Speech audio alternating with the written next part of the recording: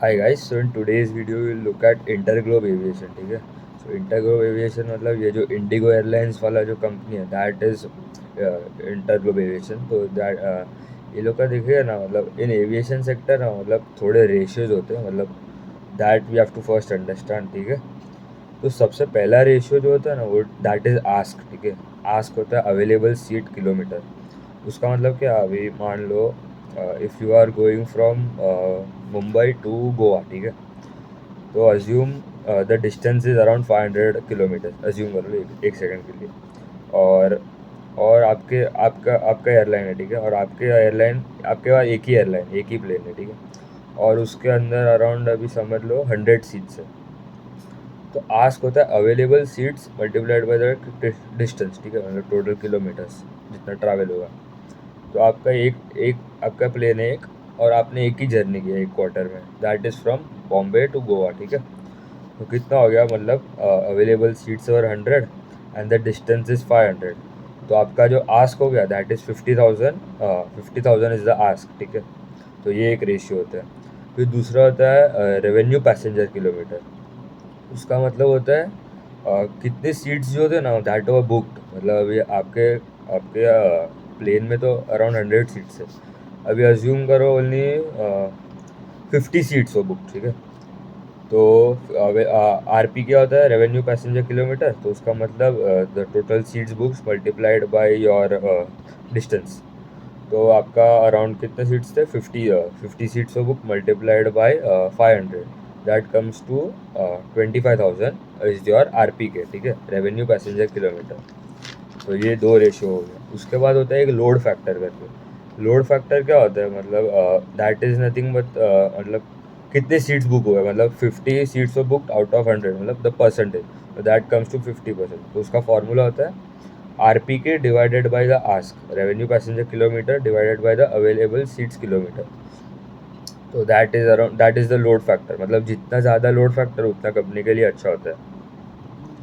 फिर और दूसरा एक रेशियो है, मतलब यील्ड करके। यील्ड मतलब क्या होता है, it is nothing but the revenue earn by the airline company from each passengers पर किलोमीटर, ठीक है।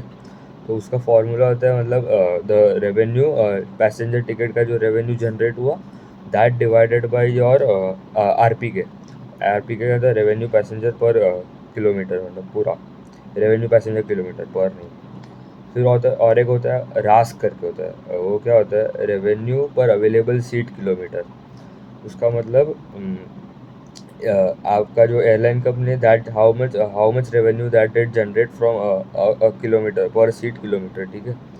तो दैट उसका फॉर्मूला होता है revenue divided by your ask. एक रास्क होता है ये रेवेन्यू डिवाइडेड बाय आस्क, और एक कास्क होता है CASK, that is nothing but the total expense cost divided by your ask. तो एक दो रेशियो है, मतलब ये जो बहुत ही इंपॉर्टेंट होते हैं to understand your revenue and the cost of the company. और हाँ, मतलब अभी देख लेते हैं अभी इंटरग्लोब एविएशन, मतलब जो इंडिगो है, इंडिगो एयरलाइंस का परफॉर्मेंस देखते हैं अभी। तो अभी है ना, मतलब इंडिगो का देखेंगे ना, मतलब वो लोग का market cap is around 2 lakh crore, मतलब बहुत, मतलब साइज बड़ा हो गया कंपनी का। But then too they are growing fast at a faster rate compare to the पूरा इंडस्ट्री। ये लोग का ROC इज अराउंड 25। और ये लोग का देखिए ना, तो sales growth revenue that grow around 18%, ठीक है। फिर जो आस्क था, ask available seat kilometre, that grow around 11%। फिर जो आर पी के था, रेवेन्यू पैसेंजर किलोमीटर, तो वो दैट ग्रो अराउंड 8.7%। फिर ये लोग का जो डोमेस्टिक डेस्टिनेशंस होता है ना, मतलब ये विद इन इंडिया, मतलब तो दैट वर अराउंड 88 डेस्टिनेशन और वर्सेस 78 वायो, मतलब they added more 10 destinations YoY वाई देखेंगे तो। और इंटरनेशनल डेस्टिनेशंस देखे ना, that is around 33 versus 26 Y Y, मतलब दे एडेड मोर 7। फिर है ना, मतलब नॉर्मल जो हम कंज्यूमर कंपनीज देख लेते हैं, ज्वेलरी कंपनीज उसमें हम लोग EBITDA देखते हैं। तो इसमें ना हम लोग EBITDAR देखते हैं, EBITDAR। आर होता है ये जो रेंट होता है वो लोग का, वो उसका वो रेशियो। तो that grew around 11.5% Y Y. और ये लोग का जो मार्जिन देखे ना, EBITDAR margin that were around 29.7 versus 31.2। फिर ये लोग का ना पैट पैट एक्चुअली ये लोग का थोड़ा डी ग्रू हो गया, मतलब that degrew around 11.7% Y over. क्योंकि अभी इस पे तो पूरा मतलब अभी रॉ मटेरियल क्या होएगा एविएशन में एयरलाइन कंपनी के लिए, वो जो होता है अपना जो क्रूड ऑयल जो फ्यूल होता है एटीएफ एविएशन टर्बाइन फ्यूल, ठीक है। That is the raw material, मतलब उसका ही मतलब अराउंड 80-70% 90% ऑलमोस्ट जो कॉस्ट होता है that is coming from the crude oil. फिर ये लोग का जो लोड फैक्टर क्या था, the ask R P K divided by the ask, ठीक है। तो that is around 86.7% versus 88.6% Y Y. मतलब अगर 100 सीट्स है अगर इंडिगो में, तो 86 सीट्स वर ऑलमोस्ट बुकड। फिर ये लोग का यील्ड क्या होता है, the revenue passenger ticket revenue divided by the ask, नहीं रेवेन्यू क्या था फॉर्मूला, एक सेकंड, आरपी के डिवाइडेड बाय द आरपी के। तो यील्ड था अराउंड ये लोग का 5.24 वर्सेस 5.18। और रास्क मतलब revenue divided by the ASK that was around 5.4 और वर्सेस 5.12 वाई वाई। फिर जो कास्क था C A S K, cost divided by the total ASK, मतलब total expense divided by the ASK, that was around 4.62 versus 4.17 Y. फिर ये लोग का ना मार्केट शेयर देखे ना, मतलब पूरा ये जो आकाशा एयरलाइंस हो गए, एयर इंडिया हो गया, स्पाइस जेट हो गया, ये सबको मतलब पूरा मार्केट शेयर देखे ना पूरा, मतलब for IndiGo that is around 60%। और ये लोग मतलब continuously they are capturing more and more market share. और ये लोग के अराउंड अभी अराउंड फ्लीट्स देखे, मतलब फ्लीट्स मतलब जो टोटल प्लेन्स ये लोग के, तो that is around 382 versus 316 Y over. मतलब they have added around 66 airline 66 planes Y over. फिर गाइडेंस देख लेते हैं, ठीक है। तो गाइडेंस में मतलब ये लोग ने बोला है कि ये लोग का जो ग्रोथ होगा ना, मतलब revenue growth that will B early double digits, मतलब अर्ली डबल डिजिट्स का होता है 11-12-13% जितना ग्रो करेगा वाई ओवर पूरे साल में, और FY25 के लिए, ठीक है। और ये लोग ना मतलब कोड शेयर पार्टनरशिप होता है। कोड शेयर पार्टनरशिप क्या होता है, मतलब ये बेसिकली एक टाई अप जैसा होता है, मतलब एक the more than two companies more than two airline companies that do tie up, मतलब उससे वो लोग का मतलब क्या बोलते हैं वो लोग, रेवेन्यू अच्छा हो जाता है। मतलब वो बेसिकली क्या होता है, मतलब वो सब फ्लाइट, मतलब अभी समझ लो if you are going from Tokyo to, you are coming to India, ठीक है। तो आप इंडिया में मतलब आपको किधर, मतलब अभी गोवा जाना है, ठीक है। तो आपको मतलब समझ लो डायरेक्ट फ्लाइट तो नहीं मिलेगा फ्रॉम टोक्यो टू गोवा, मिल सकता है but it is difficult to find, ठीक है। तो आप क्या करोगे, टोक्यो टू दिल्ली का एक लोगे, फिर दिल्ली से आप लोगे गोवा के लिए, ठीक है। मतलब दिल्ली और मुंबई जैसे मतलब मेन स्टेट्स है, मतलब पॉपुलर एयरपोर्ट्स, ठीक है। तो मतलब क्या करो, अभी आप जापान से आ रहे हो टू इंडिया, ठीक है। तो आपका मतलब अभी समझ लो एक जापान एयरलाइंस है, ठीक है। तो वो आपने उसके वेबसाइट पे जाके बुकिंग किया सब कि भाई I want to book a ticket from Tokyo to Goa, ठीक है।